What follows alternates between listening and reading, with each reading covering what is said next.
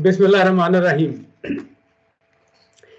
The world is watching in horror as Gaza is being decimated. The media is, of course, covering the crisis 24/7, and we are getting news and visuals coming out of the place which are simply terrifying, unbearable. And of course, now we know the history of the crisis, what is physically going on there.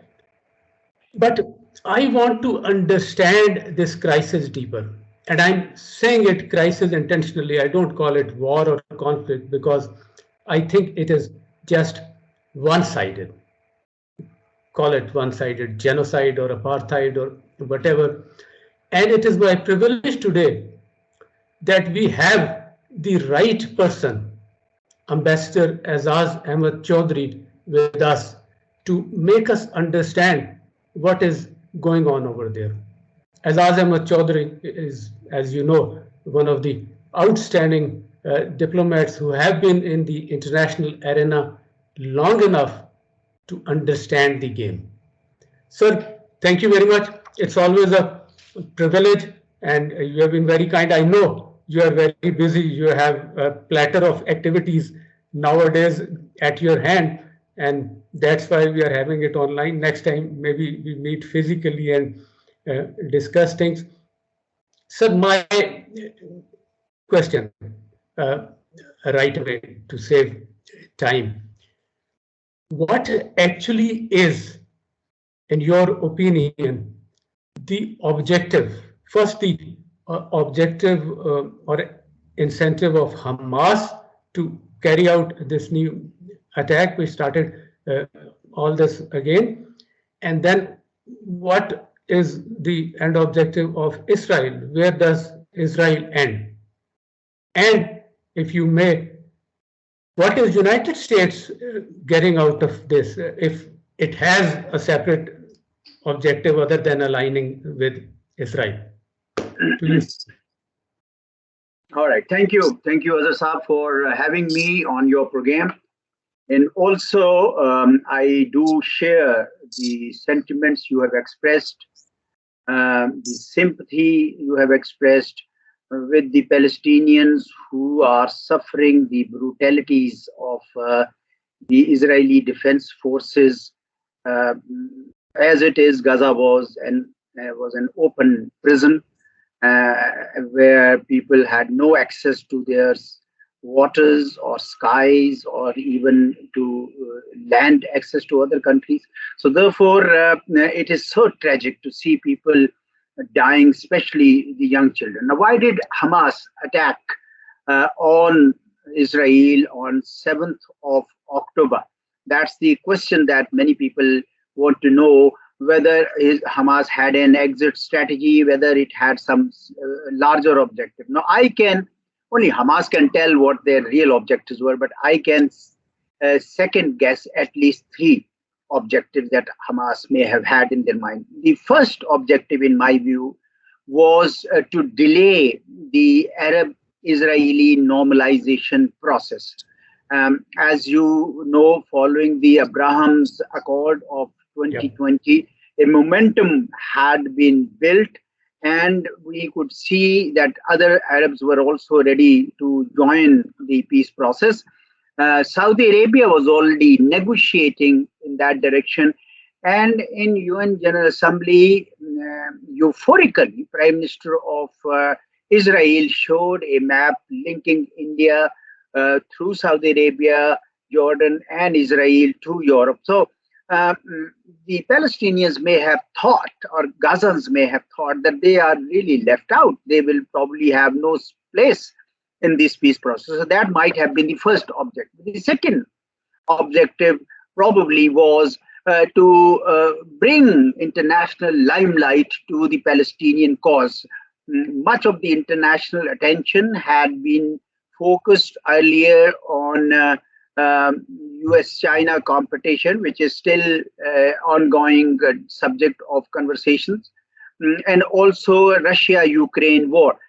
So my sense is that Palestinians felt that they would probably being forgotten by the world as if this was an issue. So this has brought limelight to the issue. The third objective, in my view, could be that Hamas rules or have a sort of autonomy in Gaza, but not in West Bank.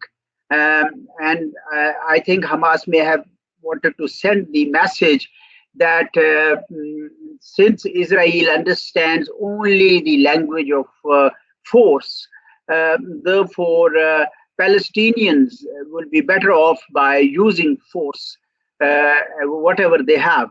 So in a way, they were emerging as the sole spokesperson, both for West Bank and Gaza, by taking on Israel at this time. That's my sense. Now, you also asked what could be the end result, if I understood you right. Did you want? What does Israel want?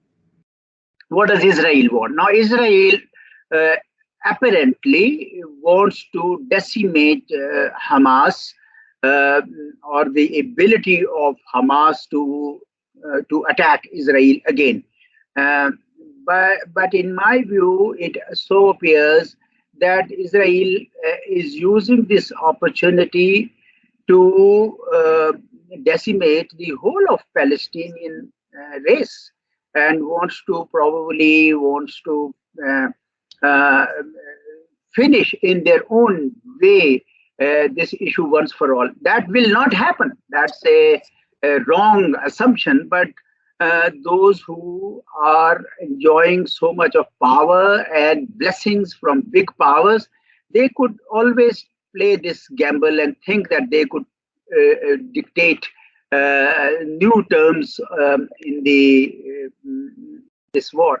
So my sense is that Israel would probably go on and ignore the voices, international voices, which are growing for a ceasefire until it thinks that it has sufficiently weakened the Hamas ability to attack Israel. US, you also probably asked what is the US position on this. I think US has always treated Israel as its instrument in the Middle East, and there is a bipartisan consensus within the US on supporting Israel, and that is why you see even recently such a big arms export package was approved by the Congress. Very few voices within the US government are against Israel. So US will probably continue to support Israel, but US is cautioning Israeli government also to not invade, which they have violated already, but also for ceasefire. But while US may be saying that, in the UN Security Council, US has not supported, or in fact it has vetoed the resolutions which were calling for a ceasefire, a humanitarian corridor, but US has not really gone in that direction. So I see a dichotomy in the attitude of the US. On the one hand, it says that there should be ceasefire. On the other hand, it is extending full support to the US. And that has also brought about the double standards that many people talk about in the West, that human rights of some are more precious than the human rights of others. Yes. If I can add to that, sir, you think it has anything to do with the talk of that Ben Gurion Canal, which they want to construct bypassing the Suez Canal, or there are also talks of discovery of gas deposits in Gaza? Does that also count in this? I have heard about these programs and initiatives, but my sense is that Israel already has sufficient control over these lands to do these things. Gazans can't go for offshore drilling. It's Israel which is already doing it. And therefore, it's only an argument to be made. But Israel, for all purposes, has control over these resources. Yeah. So where do we see this ending now? Do you see this as a prolonged conflict, or you see a near term? And what is the likely end result? We have seen that map you talked about, which Netanyahu showed in the General Assembly. So you see some geographic, demographic change in the size of Palestine and Israel? Well, Palestinian state is already so weak and fragmented. You have West Bank, and there's a big Israeli land, and then you have Gaza Strip. Then within the West Bank, so many Israeli settlements are being created that land is also being eaten up. This is not the kind of state that people had envisaged when the UN Resolution 181 was adopted in 1947, which called for two states, two viable proper states, one for Israel and one for Palestinians. But that has not really happened. Now, is the hardliners in the Israeli committee are mostly talking of eliminating the Palestinian resistance completely, and if they must live, they should live under subservience to Israel. But there are other voices too, because people feel that it is not possible to completely eliminate and overpower 2 million people here and 3 million people in West Bank. And therefore, my sense is that ultimately a ceasefire will happen. By that time, Israel would have probably used enough force and caused and shed enough blood of Palestinians to satisfy its objectives. So yes, a ceasefire will probably be coming, and then along with that, humanitarian corridors will also resume. But we see that happening only some weeks from now, not immediately. Does it affect now? We see that, well, perhaps not much is coming from the Muslim countries, but we also see a public opinion being generated within the West, within the United States itself, even within Israel. Some Jews are questioning this. So you see these sentiments affecting the medium to long-term hegemony, if I may say, of the United States of America in that region and also globally. I feel US hegemony has been already challenged in this region, even before the Hamas confrontation with Israel. You would remember China having come in a major way when it brokered peace between Iran and Saudi Arabia. You also saw Saudi leadership engaging with President Xi and Iranian leadership visiting China to meet President Xi. So all these developments were already giving an indication that these powers now do not necessarily rely on the security umbrella of the US and are looking for other options, China being one of them, but maybe in due course, Russia too. So US hegemony in the region is certainly being questioned, and that is the reason why US does not want to give up or weaken its support to Israel, because Israel is its best bet. The second challenge to Israel and US in the region is from Iran, and many of them feel that the hardliners would say that let's use this occasion to also involve kinetically Iranians. And I think that would be a big mistake, which probably nobody has really done that. You are right, public opinion in the West is growing very rapidly.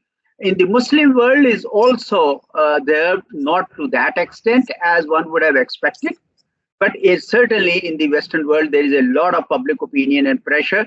And I think ultimately the US would have to listen to those voices and agree to or to pressurize Israel for a ceasefire.